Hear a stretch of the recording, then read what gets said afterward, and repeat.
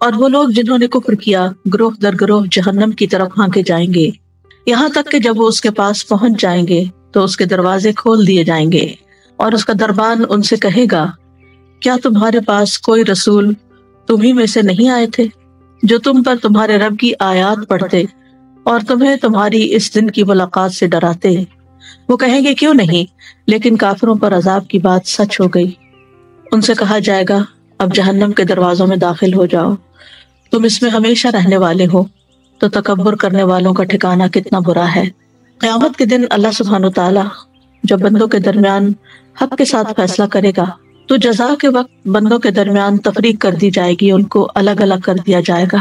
جس طرح وہ دنیا میں ایمان، عبادات، معاملات، اخلاق کے اعتبار سے ایک دوسرے سے مختلف تھے، اسی طرح انجام میں بھی وہ ایک دوسرے سے مختلف ہوں گے۔ موت تو ہر ایک پر آنی ہے اور کوئی اس سے بچ نہیں سکتا، لیکن موتیں دو طرح کی ہوتی ہیں۔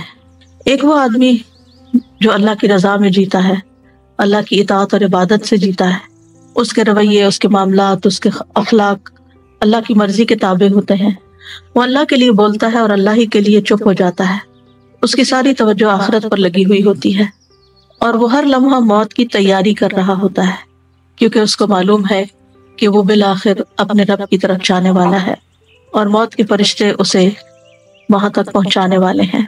دوسرا وہ انسان ہوتا ہے جو اپنے مالک کو بھول کر دنیا میں جیتا ہے، اس کا اٹھنا، بیٹھنا، رکنا، چلنا وہ اللہ کے لیے نہیں ہوتا، وہ اپنے رب کو بھول کر، اپنے رب کو چھوڑ کر کسی اور چیز کے پیچھے بھاگ رہا ہوتا ہے۔ ایسے شخص پر بھی موت آتی ہے، لیکن وہ موت اس کے لیے گرفتاری کا سبب ہوتی ہے۔ جیسے کسی مجرم کو پولیس آ کے پکڑ لیتی ہے، اسی طرح ایسے مجرم کو اللہ کے فرشتے آ کر پکڑ لیتے ہیں، اس باغی کی طرح جو چند دن بھاگ کر چھپ جائے کہیں، لیکن پھر اس کو پکڑ کر عدالت میں حاضر کر دیا جائے۔ تو اسی طرح مجرم اللہ سبحانہ تعالیٰ کے سامنے پکڑ کر حاضر کر دیے جائیں گے۔ موت بظاہر موت ہے، اچھے انسان پر بھی آتی ہے اور برے انسان پر بھی، لیکن اصل فیصلہ موت کے بعد کی زندگی کا ہے، اور اصل مقام وہ ہے کہ وہاں پر انسان کا مرکز، انسان کا گھر، انسان کا مقام کیا بنتا ہے۔ ایک انسان ہے جو دنیا میں ہی اپنی عزت چاہتا ہے، دنیا ہی کو جنت بنانا چاہتا ہے، دنیا ہی میں سب کچھ حاصل کر لینا چاہتا ہے، اور دوسرا وہ انسان ہے جو آخرت کو سامنے رکھ کے جیتا ہے اور اللہ سبحانہ تعالیٰ کی رضا میں جیتا ہے۔ تو بہرحال ان دونوں کا انجام مختلف ہوگا۔ آج ہم انشاءاللہ جہنم میں جانے والے لوگوں کے بارے میں پڑھیں گے اور جہنم سے بچنے کی دعائیں پڑھیں گے، اور اس کے بعد نیکسٹ لیسن ہمارا جنت میں جانے والوں کے بارے میں ہوگا کہ وہ کیسے لوگ ہیں اور پھر جنت میں جانے کے لیے کیا دعائیں کرنی چاہیے، ان کے بارے میں پڑھیں گے انشاءاللہ۔ یہاں یہ بتایا جا رہا ہے کہ جو عذاب کے مستحق لوگ ہوں گے ان کو گروہ در گروہ جہنم کی طرف لے جایا جائے گا، ٹولیوں کی شکل میں، اور جب وہ جہنم کے دروازے پر پہنچیں گے جو پہلے بند تھے، لیکن جو ہی وہ پہنچیں گے وہ کھول دیے جائیں گے۔ جیسے کبھی آپ کو کسی جیل میں جانے کا اتفاق ہوا ہو قیدیوں کی مدد کرنے کے لیے، تو آپ دیکھتے ہیں کہ وہ ہر وقت لاک رہتے ہیں دروازے، لیکن جب کسی کو اندر لے جانا تو بس اتنی دیر کے لیے کھلتے ہیں پھر بند ہو جاتے ہیں تاکہ وہ وہیں قید رہیں۔ تو اسی طرح جہنم میں جانے والوں کے لیے وہ دروازے کھولے جائیں گے، اور جب ان کو اندر ڈال دیا جائے گا وہ پھر بند ہو جائیں گے، اور وہاں سے کوئی باہر نہیں نکل سکے گا، کبھی بھی نہیں نکل سکے۔ جب یہ لوگ جہنم کے دروازے پہ پہنچیں گے تو جہنم کے دربان ان لوگوں کو ڈانٹتے ہوئے پوچھیں گے کہ کیا تمہارے پاس رسول نہیں آئے تھے، تمہارے اندر سے کوئی تمہیں بتانے والا نہیں تھا جو رب کی آیات تم پر پڑھتا اور تمہیں اس دن کے انجام سے ڈراتا؟ وہ اقرار کریں گے کہ ہاں آئے تو تھے، انہوں نے بتایا بھی تھا، دلائل بھی دیے تھے، لیکن ہم نے ان کی مخالفت کی، ان کا مذاق اڑایا، ان کی بات مان کے نہیں دی، اور ہم اپنی دنیا میں ہی مگن رہے۔ تو ان سے کہہ دیا جائے گا کہ اب تم ان دروازوں سے داخل ہو جاؤ جو تمہارے لیے کھولے گئے ہیں، اور ہمیشہ ہمیشہ یہاں رہو، کیونکہ تم تکبر کی وجہ سے حق کو جھٹلا دیا کرتے تھے۔ تو علماء یہ کہتے ہیں کہ کچھ لوگ ایسے ہوں گے کہ جو پل صراط سے گزرتے ہوئے اوپر سے جہنم میں پھینکے جائیں گے۔ یہ وہ لوگ ہوں گے جن کا الٹیمیٹ ٹھکانہ تو جنت ہوگا، لیکن راستے میں سزا بھگت کر جائیں گے، یہ نکال لیے جائیں گے۔ لیکن کچھ لوگ ہوں گے جو جہنم کے دروازوں سے داخل ہوں گے، جو یہ پکے کٹے مجرم ہوں گے، کفر اور شرک کرنے والے ہوں گے، جو ان دروازوں سے جانے کے بعد پھر کبھی بھی باہر نہیں نکل سکتے، اور جو جہنم کے اوپر پل پر سے گزرتے ہوئے گرائے جائیں گے، وہ اپنی اپنی سزا بھگت کے وہاں سے نبی صلی اللہ علیہ وسلم کی شفاعت کے ذریعے نکال لیے جائیں گے۔ یہاں پر فرمایا وسیق الذین کفروا الی جہنم زمرا۔ سیقہ کا لفظ ساق یسوق سوقن سے ہے، کسی کو اپنے آگے رکھ کر پیچھے سے ہانکنا اور دھکیل کے لے جانا، جیسے ویل چیئر پش کی جاتی ہے۔ اور یہاں اس سے مراد سختی سے دھکیلنا ہے، جس میں توہین آمیز رویہ بھی ہے۔ اس سے پتہ یہ چلتا ہے کہ مجرموں کو جہنم کی طرف ڈراتے دھمکاتے گھسیٹتے ہوئے لے جایا جائے گا، کیونکہ وہ جانا نہیں چاہیں گے، مزاحمت کریں گے۔ آپ سوچئے کہ اگر کسی کو پکڑا جا رہا ہو تو کوئی پکڑا ہی نہیں دیتا، وہ اپنے آپ کو چھڑانے کی بھرپور کوشش کرتا ہے، اسٹرگل کرتا ہے۔ اسی طرح اگر کسی کو کوئی کسی طرف لے جانا چاہ رہا ہو، کسی پکڑ کے کسی کمرے میں بند کرنا چاہ رہا ہو، تو وہ ریزسٹ کرتا ہے۔ سورۃ الدخان میں بھی آتا ہے خذوہ فاعتلوہ الی سواء الجحیم، اسے پکڑو پھر اسے بھڑکتی آگ کے درمیان تک دھکیل کے لے جاؤ، دھکے مار کے لے جاؤ۔ سورۃ مریم میں آتا ہے یوم نحشر المتقین الی الرحمن وفدا ونسوق المجرمین الی جہنم وردا، جس دن ہم متقی لوگوں کو رحمان کی طرف مہمان بنا کر اکٹھا کریں گے اور ہم مجرموں کو سخت پیاس کی حالت میں جہنم کی طرف لے جائیں گے، یعنی گرمی کی وجہ سے انہیں پیاس بھی لگی ہوگی۔ تو یہاں پر وسیق الذین کفروا، اور کفر کی کئی قسمیں ہیں۔ ایک ہے انکار اور جھٹلانے کا کفر۔ یہ کفر کبھی دل سے جھٹلانے کی وجہ سے ہوتا ہے، کبھی زبان کے ساتھ، کبھی اعضاء کے ساتھ، عمل کے ساتھ جھٹلا دیا جاتا ہے، یعنی حق بات نہ ماننا، سچائی سے روگردانی کرنا۔ پھر اسی طرح تکبر کا کفر، جیسے ابلیس نے کیا تھا، اپنے آپ کو بڑی چیز سمجھی تھی اور آدم کو چھوٹا سمجھا، اللہ تعالیٰ کی بات نہیں مانی۔ پھر ایک کفر نفاق ہوتا ہے جو منافقت کی شکل میں ہوتا ہے، کہ بظاہر اسلام کا اظہار لیکن اندر دل میں کفر۔ اور ایک شک کا کفر ہوتا ہے، یعنی حق کی پیروی کرنے میں یا حق کو سمجھنے میں شک و شبہ کا شکار رہنا، حق بات کو پورے یقین سے نہ لینا کہ یہ سچ ہے۔ رسول اللہ صلی اللہ علیہ وسلم جو کچھ لائے ہیں، کیا وہ واقعی سارا عمل کے قابل ہے یا عمل کے لیے ہے، یعنی وہ شک کا شکار رہتے ہیں۔ تو شک کی وجہ سے پھر وہ انکار بھی کر دیتے ہیں کہ یہ تو ہم نہیں مان سکتے، یہ تو ہم نہیں کر سکتے۔ تو وسیق الذین کفروا الی جہنم زمرا، جہنم اصل میں گہرائی کو کہتے ہیں جو بہت دور ہو اور جس کا پیندہ بہت زیادہ گہرا ہو۔ جہنم کو اس جہنم کہا اس لیے جاتا ہے کہ وہ بہت گہری ہے، بہت نیچے ہے۔ اور زمرہ، زمرت ان کی جمع ہے، وہ گروہ جس کے پیچھے ایک اور گروہ آ رہا ہو، یہ ایک آگے پارٹی گئی، ایک پیچھے اور آ رہی، پھر پیچھے اور آ رہی، یعنی زمرۃ من الناس اس جماعت کو کہتے ہیں جس کے پیچھے ایک اور جماعت آ رہی ہو، یعنی ہے بہت بڑی جماعت لیکن چھوٹے چھوٹے دستوں کی شکل میں جا رہی ہے، چھوٹے چھوٹے گروپس کی شکل میں۔ کبھی آپ نے پریڈ دیکھی ہو جو 23 مارچ کو ہوتی ہے، تو ایک گروپ جاتا ہے، پھر دوسرا آتا ہے، پھر تیسرا آتا ہے، ڈفرنٹ۔ اور پھر یہ کہ جب اتنے سارے گروپس ہوں تو پھر اتنے سارے لوگ ہوں تو شور بھی ہوتا ہے، تو زمر کا معنی آواز بھی ہوتا ہے، یعنی ایسا گروہ یا جماعت جس میں شور کی آوازیں آ رہی ہیں، تو ظاہر ہے کہ جہنم کی طرف جاتے ہوئے چیخ چلا رہے ہوں گے۔ اب یہ گروہ کس شکل، یعنی کس کس کا گروہ اکٹھا بنایا جائے گا؟ لائک مائنڈیڈ پیپل کا، یعنی جس طرح کی ان کی سوچ ہوگی ان کو اسی طرح اکٹھا کر دیا جائے گا اور وہ اسی درجے میں جہنم کو پہنچا دیے جائیں گے۔ یعنی جہنم کے جو دروازے ہیں وہ مختلف دروازے مختلف طرح کے لوگوں کے لیے ہیں اور وہ مختلف لیولز پہ جا کے اترتے ہیں، یعنی کس کے جیسے منافقین ہیں تو ان کو سب سے نچلے گڑھے میں لے جانا ہے، تو وہ ایک ایسے دروازے سے داخل کیے جائیں گے کہ جو نیچے ہی جا کے لینڈ کرے گا، سب سے نیچے ہوگا، اللہ بچانے۔ اسی طرح یہ بھی کہا جاتا ہے کہ زمانے کے اعتبار سے بھی گروہ ہوں گے، یعنی ایک پیغمبر کے انکار کرنے والے جیسے قوم نوح مثال کے طور پہ، یا قوم فرعون جو ہے وہ ایک گروہ ہوگی۔ پھر یعنی ایک وقت میں جو لوگ ایک جگہ پر تھے یا ایک طرح کا کفر کر رہے تھے ان کو اکٹھا وہاں جہنم میں پھینکا جائے گا، یا کسی ایک خاص لیڈر کو فالو کر رہے تھے۔ پھر اسی طرح مجرموں کے اعتبار سے بھی تقسیم ہوگی، جیسے چوروں کا گروہ الگ، زناکاروں کا الگ، شرابیوں کا الگ، اور اسی طرح دیگر لوگ جو جیسے جیسے جرائم کرتے رہے، شرک کرنے والے، کفر کرنے والے۔ اور پھر ہر گروہ میں سے جو زیادہ سرکش لوگ ہیں ان کو پھر الگ کر دیا جائے گا۔ قوم نوح کے سب سے زیادہ جو سرکش لوگ ہیں، یا قوم فرعون کے جو سب سے زیادہ ٹاپ کے سرکش لوگ ہیں۔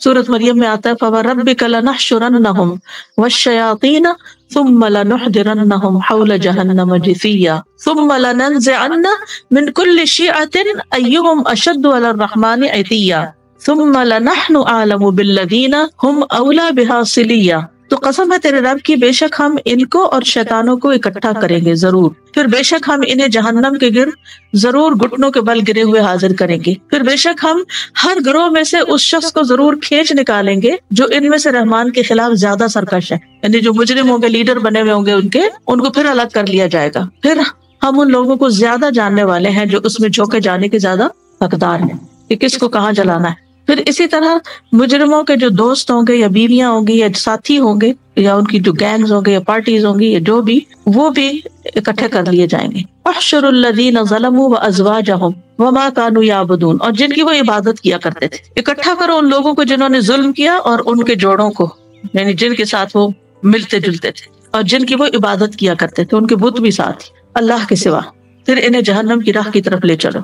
یعنی اللہ کے سوا لوگ جس کسی کی بھی پوجا کرتے ہیں تو پھر ان کو بھی ان کے ساتھ ہی ملا دیا جائے گا، لیکن پیغمبروں کی نہیں، جیسے عیسیٰ علیہ السلام ہے یا کوئی اور۔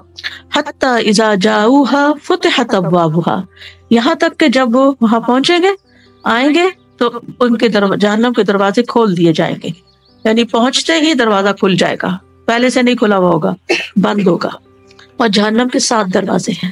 وَإِنَّ جَهَنَّمَ لَمَوْعِدُهُمْ أَجْمَعِينَ لَهَا 7 أَبْوَابٍ لِكُلِّ بَابٍ مِّنْهُمْ جُزْءٌ مَقْسُومٌ، اور جہنم ہی وہ جگہ ہے جس کا ایسے سب لوگوں کو وعدہ دیا گیا ہے۔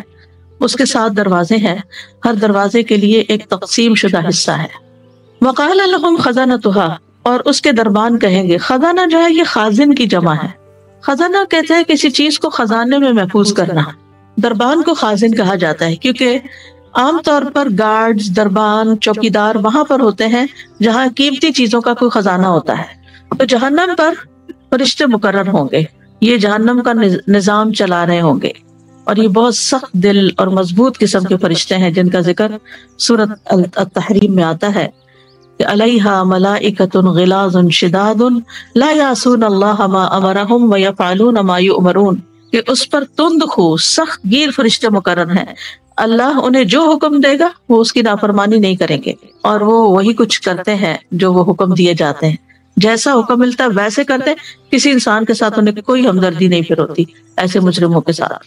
تو یہ جہنم کے فرشتے جہاں مزاج کے اعتبار سے سخت اور جسم کے لحاظ سے انتہائی مضبوط، یعنی اندر باہر سے مضبوط ہوں گے، تو وہ کہیں گے الم یاتکم رسل منکم یتلون علیکم آیات ربکم وینذرونکم لقاء یومکم ھذا، تمہارے پاس کوئی رسول نہیں آئے تھے؟ یعنی یہ نہیں کہ معلومات حاصل کرنا چاہ رہے تھے ان سے، بلکہ ان کو یاد کرانا چاہ رہے تھے کہ تمہاری اپنی غلطی ہے جس کی وجہ سے تم یہاں پہنچے، ایک طرح سے انہیں اپنے جرم کا اقرار کرانا چاہ رہے تھے، اور ویسے بھی ڈانٹنے کے لیے۔ الم یاتکم رسل منکم، یعنی تمہارے اندر سے، جیسے رسول اللہ صلی اللہ علیہ وسلم قریش سے تھے، پھر بنو ہاشم قبیلے سے تھے، اور وہ خوب جانتے پہچانتے تھے ان کو۔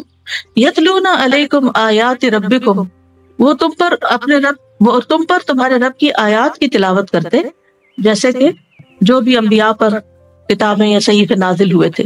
وینذرونکم لقاء یومکم ھذا، اور تمہیں تمہاری آج کی اس دن کی ملاقات سے خبردار کرتے۔ قالوا بلا، وہ کہیں گے کیوں نہیں، بالکل آئے تھے، ولکن حقت کلمۃ العذاب علی الکافرین، لیکن کافروں پر عذاب کی بات چسپاں ہو گئی، یعنی ان کے کفر کی وجہ سے ان پر عذاب چسپاں ہو گیا، واجب ہو گیا۔ قیل ادخلوا ابواب جہنم، کہا جائے گا جہنم کے دروازوں سے داخل ہو جاؤ، قیلا کہا جائے گا، یہ بھی ان کو ذلیل و رسوا کرتے ہوئے کہا جائے گا۔ اور کہنے والے کون ہوں گے؟ یہ جہنم کے دروازے، جہنم کے داروغے ہوں گے۔ اور بعض علماء یہ کہتے ہیں کہ کون کہہ رہا ہوگا، یہ ان کو ڈرانے کے لیے کہا جا رہا ہے کہ تمہیں نہیں پتا کہ وہ کیسی ہولناک آواز ہوگی، اور کون تمہیں یہ اعلان کر رہا ہوگا، کوئی خاص فرشتہ ہے یا کون ہے، یہ واضح نہیں کیا گیا یہاں پر، یہ کہنے والا کون ہوگا۔ ایک چیز ذہن میں آ رہی تھی کہ دنیا میں بھی تو ان سے کوئی کچھ کہتا تھا جب ہی وہ اس راستے پہ جاتے تھے نا، یعنی کوئی زبردستی اٹھا کے انہیں نہیں لے جاتا تھا، اسی طرح جہنم میں بھی ان سے کہا جائے گا داخل ہو جاؤ، انہیں اٹھا کے نہیں ڈالا جائے گا۔ تو یہ بالکل اس سے مماثلت جو انہوں نے دنیا میں کیا ویسے ہی ان کے ساتھ آخرت میں ہوگا۔ بالکل، خالدین فیہا، وہ اس میں ہمیشہ ہمیشہ رہیں گے، کبھی وہاں سے نہیں نکلیں گے، نہ ان کو کوئی مہلت ملے گی، نہ ان کو کوئی بریک ملے گی۔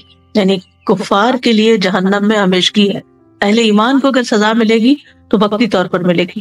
فبئس مثوى المتکبرین، تکبر کرنے والوں کا کتنا برا ٹھکانہ ہے۔ کبر انسان کی اس حالت کو کہا جاتا ہے جس کی وجہ سے انسان عجب کا شکار ہوتا ہے، اپنے آپ کو پسند کرنے لگتا ہے، اپنے آپ کو بہتر خیال کرتا ہے اور دوسروں کو حقیر سمجھتا ہے۔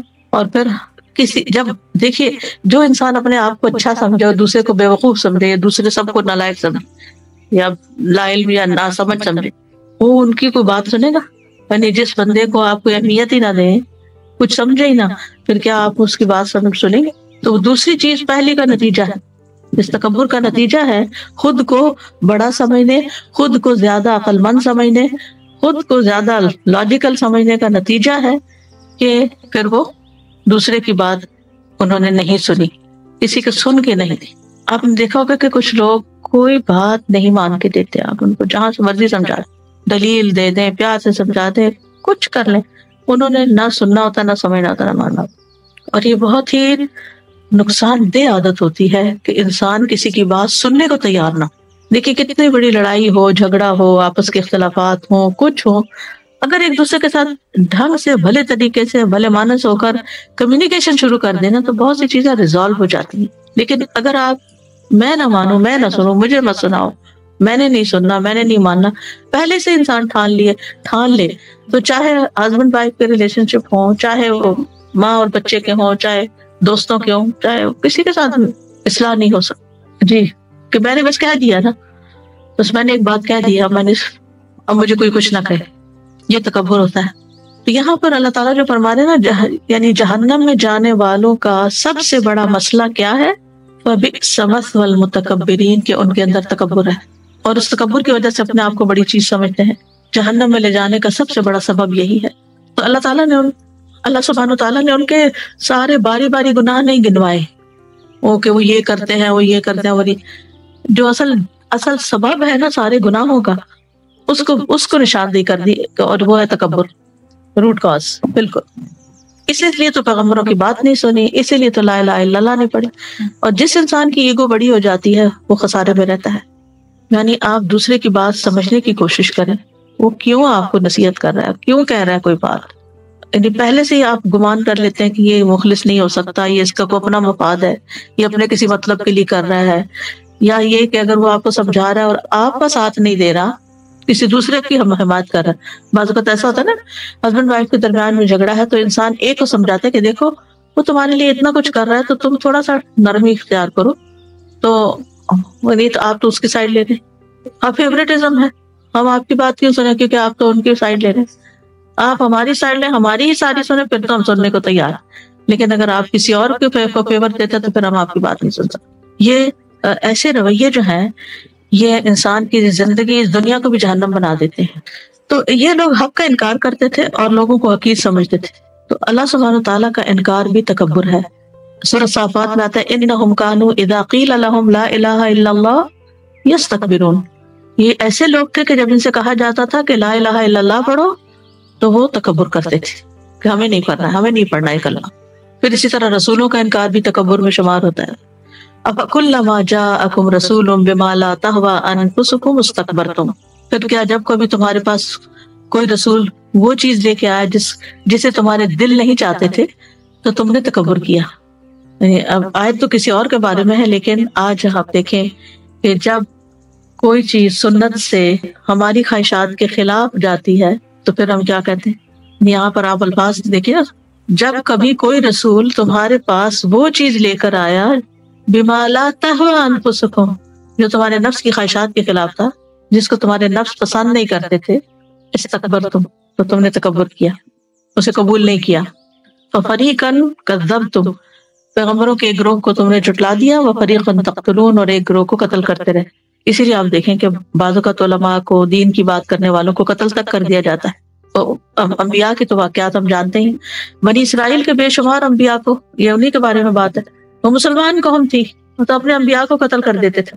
آج مسلمانوں کے اندر بھی آپ دیکھیں کہ مسجدوں کی حرمت نہیں، علماء کی حرمت نہیں، خود مسلمان ملکوں میں یہ سب کچھ ہو رہا ہے کہ ہمیں کوئی نصیحت نہ کرے، ہمیں کوئی ہماری غلطی کے بارے میں نہ بتائے۔ تو سب سے پہلی دعا ہے ربنا اننا آمنا فاغفر لنا ذنوبنا وقنا عذاب النار، اے ہمارے رب بے شک ہم ایمان لے آئے، لہذا ہمارے گناہ بخش دے اور ہمیں آگ کے عذاب سے بچا لے۔ تو سب سے پہلے ربنا، رب کے وسیلے سے دعا کی گئی ہے، یہ دعا کی قبولیت کا تقاضا ہے کہ اللہ کے ناموں کا واسطہ دے کر، نام لے کر اللہ تعالیٰ کا پھر دعا کی جائے، جیسے یا حیو یا قیوم یا ذی الجلال والاکرام، یا رحمان یا رحیم یا کریم، یا پھر ربنا یا اللہ، تو یہ رب کے وسیلے سے دعا کی گئی. پھر اپنے نیک عمل کو وسیلہ بنایا گیا. وہ قرآن مجید میں آتا نا فابتغوا الیہ الوسیلہ، تو کہتے ہیں اننا آمنا، اللہ ہم ایمان لے آئے. اور ایمان سے بہترین عمل کیا ہو سکتا ہے؟ تو انہوں نے اپنے عمل کو وسیلہ بنا کے پیش کیا اور اننا کہہ کے بات کو پکا کیا. ہم واقعی ایمان لے آئے، سچ بات ہے کہ ہم ایمان والے ہیں، تجھ پر ایمان لائے، تیری کتابوں پر، تیرے رسولوں پر، جو بھی تیری طرف سے آیا سب چیزوں کو ہم مانتے ہیں. پھر فاغفر لنا ذنوبنا، اب یہ جو فا ہے نا، یہ سببیت کے لیے، یعنی ہمارے ایمان لانے کے سبب سے، ہمارے ایمان لانے کی وجہ سے آپ ہمارے گناہ بخشتے ہیں. فاغفر لنا ذنوبنا، ذنوب سے مراد کبیرہ اور صغیرہ دونوں طرح کے گناہ ہیں. وقنا عذاب النار، اور ہمیں آگ کے عذاب سے بچا لے، یعنی ہمارے اور آگ کے درمیان ایک ایسی اوٹ بنا دے کہ ہم وہاں جانے سے بچ جائیں، وہاں نہ گریں. پھر ربنا آتنا فی الدنیا حسنۃ وفی الآخرۃ حسنۃ وقنا عذاب النار.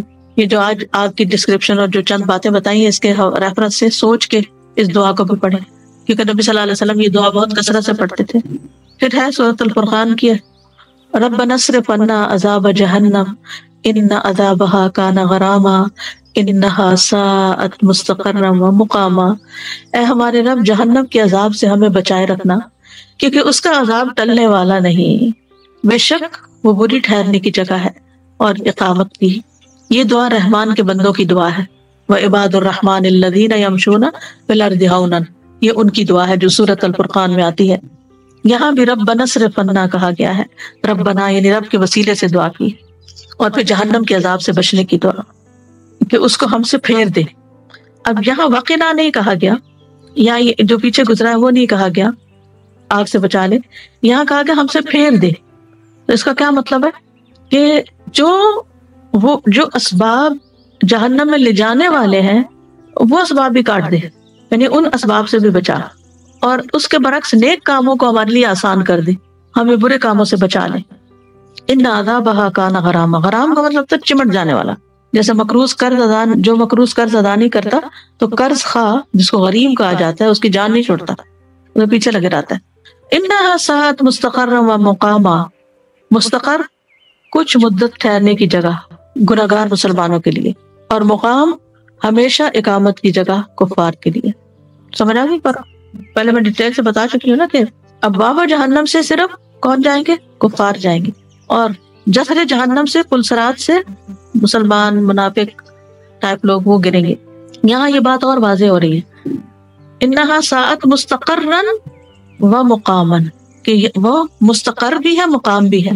ٹھیک ہے، مستقر کہتے ہیں کچھ مدت، یعنی قرار پکڑنے کی جگہ، کچھ مدت کے لیے جہاں جائیں گے، اور مقام جہاں ہمیشہ اقامت رہے گی. مقیم کہتے ہیں نا پرماننٹ ریزیڈنٹ کو. پھر ہے ربنا ما خلقت هذا باطلا سبحانك فقنا عذاب النار ربنا انك من تدخل النار فقد اخزيته وما للظالمين من انصار. اے ہمارے رب، تو نے یہ سب کچھ بے مقصد نہیں بنایا، سو ہمیں آگ کے عذاب سے بچا لے. اے ہمارے رب، بلا شبہ تو جسے آگ میں ڈالے تو یقیناً تو نے اسے رسوا کر دیا، اور ظالموں کے لیے کوئی مددگار نہیں. یہ عقل مند لوگوں کی دعا ہے کہ وہ اللہ تعالیٰ کی، سبحان اللہ، یہ دعا جو ہے نا، یہ صرف لفظوں سے پڑھنے والی نہیں ہے، یعنی کہ یہ آپ کے دل سے نکلنے والی ہے، کہ آپ غور کرتے ہیں کسی چیز پر، نیچر کی، کوئی پتا ہے، کوئی پھول ہے، کوئی پتی ہے، کوئی دریا ہے، کوئی پہاڑ ہے، کوئی مٹی ہے، کوئی یعنی کوئی پرندہ ہے، کسی بھی اللہ تعالیٰ کی مخلوق پر غور کرتے ہیں جب، اور یا آسمانوں کو دیکھتے ہیں یا زمین کو دیکھتے ہیں، تو آپ کہاں پوچھتے ہیں کہ یہ کیسے بنا لیا اللہ تعالیٰ نے، کیوں بنایا؟ تو آپ کے دل سے اٹھتا ہے کہ جو اتنا عقل مند ہے، اتنی سمجھ رکھتا ہے، وہ ان سب چیزوں کو ایسے بیکار نہیں بنا سکتا، ضرور ان کا کوئی پرپز ہے. پہلے زمانے میں تو لوگوں کو نہیں پتا چلتا تھا کہ مختلف علاقے میں مختلف پرندے یا چیونٹیاں یا کیڑے مکوڑے کیوں پائے جاتے ہیں. اب تو لوگوں نے اس کو فگر آؤٹ کر لیا ہے کہ وہ اس علاقے کی مخصوص زمین کے لیے وہ ضروری ہوتے ہیں، پرندوں کے لیے ضروری ہوتے ہیں، وہ پورا ایک سائیکل ہوتا ہے نا. تو ربنا ما خلقت هذا باطلا، ایک چھوٹا سا بھی کیڑا ہے نا جو ہمیں لگ رہا ہے کہ اس کا کیا فائدہ ہے، اس کا کیا مارو اس کو پر، لیکن اس کا بھی زندگی کا کوئی پرپس ہے، وہ بھی کچھ کرنے آیا ہے. تو سبحانک ما خلقتها، ربنا ما خلقت هذا باطلا، تو نے یہ ایک چوٹی بھی بیکار میں نہیں پیدا کی، بے مقصد نہیں پیدا کی، सुबहानका, तू पाक है इससे, किससे कि तू कोई बेकार काम करे। फकीना अज़ाब अन्नार, हमें आग के अजाब से बचा ले, क्योंकि आप कामिल हैं, हम नाकिस हैं, हम तेरी इबादत का हक ही अदा नहीं कर सकते। बिल्कुल वो भी बेकार पैदा नहीं की गई। रब्बना इन्नका मन तुदखिलिन नार फक़द अख़ज़ैतह वमा लिज़्ज़ालिमीन मिन अंसार। फिर वजह बता दी कि हमारे रब जिसे तूने आग में दाखिल किया उसको तो बहुत रुसवा करना। यानी सजा तो अपनी जगह, लेकिन जो सारी मखलूक के सामने बेइज्जती होने वाली, इससे बड़ी कोई बेइज्जती नहीं, इससे बड़ी कोई रुसवाई नहीं। एक शख्स दुनिया में कितना भी पॉपुलर हो, करोड़ों फैंस हो उसके, बहुत उस पर जान देने वाले हो। पिछले दिनों किसी ने छोटी सी वो क्लिप भेजी जिसमें एक शख्स, एक इंडियन शख्स था, वो जब ट्रम्प को कोविड हुआ था तो उसको बहुत ज्यादा शॉक लगा था, क्योंकि वो ट्रम्प को गॉड मानता था और उसने अपने घर में बहुत बड़ा उसका बुत बना के रखा हुआ था और उसकी पूजा करता था। और ट्रम्प तो 3 दिन के बाद सेहतमंद हो गया और वो अल्लाह को प्यारा हो गया। मुझे कुरान मजीद की कुछ आयात जो है ना, वो हमेशा मैं उन पर रुकती थी। इतना इनका जिक्र बार बार आता है कि लोग कहेंगे रब्बना, ये जो हमारे सादतना व कुबराअना फअदल्लूना, ये हमारे बड़े हैं, इनकी हमने बात मानी, इन्होंने हमें गुमराह कर दिया। तो चाहे कोई रिलीजियस लीडर हो, चाहे कोई पॉलिटिकल लीडर्स हो, चाहे कोई हेड ऑफ स्टेट्स हो या कोई भी हो, किसी की भी अंधाधुंध आंखें बंद करके बात नहीं माननी चाहिए। लेकिन मैंने देखा है कि अमूमन लोग जिसको एक लीडर या हीरो मान लेते हैं, उसकी तो उनको बुराई कोई नजर नहीं आती, और जो दूसरे हैं उनकी अच्छाई कोई नजर नहीं आती। दूसरों के बारे में बगैर तहकीक, बगैर जाने, सिर्फ प्रोपेगेंडे से मुतासर होकर झूठी बातें, इल्जाम तराशी उन पे करने लगते हैं, और अपने लीडर के मामले में इतने इमोशनल हो जाते हैं कि दूसरों के ऊपर लान तान करना शुरू हो जाते हैं। तो मैं सोचती हूँ कि किधर गई अकल? आपको हकीकत कहाँ से पता? और आप जिसको फॉलो कर रहे हैं, आपको क्या मालूम कि इसकी अपनी हकीकत क्या और इसका क्या बनेगा? फॉलो करने के लिए तो कुरान और सुन्नत ही काफी है। कोई इंसान परफेक्ट नहीं है कि आप करें कि जो ये करेगा वही मैं करूंगा ना। तो यहाँ पर जहन्नम में जाने वालों की जिल्लत और रुसवाई की बात भी हो रही है। वमा लिज़्ज़ालिमीन मिन अंसार, और जालिमों का कोई मददगार नहीं होगा। फिर है अल्लाहुम्मा अजिरनी मिनन नार, ऐ अल्लाह मुझे आग से बचा ले। जो शख्स 3 मरतबा जहन्नम से पनाह मांग ले, जहन्नम खुद कहती है ऐ अल्लाह इस बंदे को मुझसे बचा ले, और जो रोज पढ़ेगा इस दुआ को तो अल्लाह ताला उसे तौफीक भी देगा कि वो जहन्नम से बचने वाले काम करे। फिर है अल्लाहुम्मा रब्ब जिब्राईला व मीकाईला व रब्ब इसराफीला अऊज़ु बिका मिन हर्रिन नार व मिन अज़ाबिल क़ब्र। ऐ अल्लाह, जिब्राईल और मीकाईल के रब और इसराफील के रब, मैं आग की तपिश और कब्र के अजाब से तेरी पनाह चाहता हूँ। जिब्रील अलैहिस्सलाम वही पर मुवक्कल फरिश्ते हैं, मीकाईल बारिश और नबातात पर निगरान फरिश्ते हैं, इसराफील भी एक अजीम फरिश्ते हैं। इन तीनों फरिश्तों का जिक्र उनके शरफ और मकाम के बिना पे किया गया कि उनकी कितनी बड़ी अहमियत है। और ये तीनों जो है, इनका ताल्लुक जिंदगी के क़याम पर है। सबसे अफसल फरिश्ते जिब्रील हैं, फिर उसके बाद मीकाईल है, फिर इसराफील है। और फिर इनका जिक्र करके कि आप इनके भी रब हैं। ये बड़े बड़े फरिश्ते हैं लेकिन आप इनके भी रब हैं। अऊज़ु बिका मिन हर्रिन नार, इसके बाद रब के वसीले से आग से निजात का सवाल करता है इंसान। व मिन अज़ाबिल क़ब्र, और अज़ाब कब्र से। अल्लाहुम्मा इन्नी अऊज़ु बिका मिनल कसली वल हरमी वल मअसमी वल मग़रमी व मिन फितनतिल क़ब्रि व अज़ाबिल क़ब्रि व मिन फितनतिन नार व अज़ाबिन नार। अल्लाह बेशक मैं तेरी पनाह चाहता हूँ सुस्ती से, बहुत ज्यादा बुढ़ापे से, गुनाह से, कर्ज से, कब्र की आजमाइश से, कब्र के अजाब से, और आग की आजमाइश से, और आग के अजाब से। कसल कहते हैं किसी काम पर कुदरत होने के बावजूद उसको बहुत जल्द ख्याल करते हुए ना करना। मुझसे नहीं होता, बहुत मुश्किल है, हालांकि इतना मुश्किल है नहीं। हरम कहते हैं इतना उम्र रसीदा होना कि इंसान की कुव्वतें कमजोर हो जाए, इतना बूढ़ा के ना देख सके, ना सुन सके, ना बोल सके, ना कुछ कर सके। मासूम वो चीज जो गुनाह का सबब बनती है, जो इंसान को मजम्मत और सजा की तरफ ले जाती है। और मगरम वो कर्ज है जिसको अदा करने और उसको पूरा करने पर इंसान को उसको पूरा करने पर उस कर्ज को अदा करने की उसे कुदरत ना हो। एक कौल ये है कि ये महज कर्ज से पनाह मांगना है, और चाहे इंसान को कुदरत हो या ना हो उसको अदा करने की। फितनतुल कब्र और अजाबुल कब्र 2 अलग अलग बातें की गई हैं। फितनतुल कब्र से मुराद कब्र के सवालात हैं जो मुनकर नकीर करेंगे, और मोमिन को ही बस निजात मिलेगी उससे। اور عذاب القبر کا مطلب ہے کہ جب وہ جواب جو نہ دے پائے یا جس کے صحیح نہ ہو پورے، اس کو جو سزا اس کے بعد ملے گی۔ ومن فتنۃ النار، آگ کے فتنے سے، یعنی ایسا فتنہ جو آگ میں لے جانے کا سبب بنے، وعذاب النار، اور فتنے کے بعد آگ میں جلنے کا عذاب، یہ دو الگ الگ چیزیں۔ پھر ہے اللہم انی اعوذ بک من عذاب جہنم ومن عذاب القبر ومن فتنۃ المحیا والممات ومن شر فتنۃ المسیح الدجال۔ اے اللہ میں تجھ سے جہنم کے عذاب اور قبر کے عذاب اور زندگی اور موت کے فتنے اور مسیح دجال کے فتنے کے شر سے پناہ مانگتا ہوں۔ اس دعا کو تشہد میں مانگنے کا حکم ہے۔ رسول اللہ صلی اللہ علیہ وسلم نے فرمایا جب تم میں سے کوئی تشہد پڑھ لے تو وہ اللہ سے 4 چیزوں کی پناہ مانگے، اس وقت یہ دعا پڑھنی چاہیے درود پڑھنے کے بعد۔ پھر ہے الحمدللہ الذی کفانی وآوانی واطعمنی وسقانی والذی من علی وافضل والذی اعطانی فاجزل الحمدللہ علی کل حال اللہم رب کل شیء وملک کل شیء والہ کل شیء ولک کل شیء اعوذ بک من النار۔ اللہ کا شکر جس نے میری کفایت کی، مجھے ٹھکانہ دیا، مجھے کھلایا پلایا، وہ ذات جس نے مجھ پر مہربانی اور احسان فرمایا، وہ ذات جس نے مجھے دیا اور خوب دیا، ہر حال میں اللہ کا شکر ہے۔ اے اللہ جو ہر چیز کا رب ہے اور ہر چیز کا مالک اور ہر چیز کا معبود، ہر چیز تیری ہی ملکیت میں ہے، میں آگ سے تیری پناہ مانگتا ہوں۔ اتنی بات کرنے کے بعد پہلے اللہ کی نعمتوں کا ذکر کیا، شکر ادا کیا، الحمدللہ علی کل حال، اور پھر اللہ تعالیٰ کی تعریف کی، اور اس کے بعد آخر میں اپنی فریاد رکھ دی کہ اللہ مجھے آگ سے بچانا۔ اس سے یہ پتہ چلتا ہے کہ مومن کسی بھی وقت اپنے انجام کو نہیں بھولتا۔ جہاں وہ دنیا میں اللہ کی نعمتیں یاد رکھتا ہے اور ان پہ شکر ادا کرتا ہے، وہاں وہ آخرت کے انجام کے بارے میں فکر مند رہتا ہے۔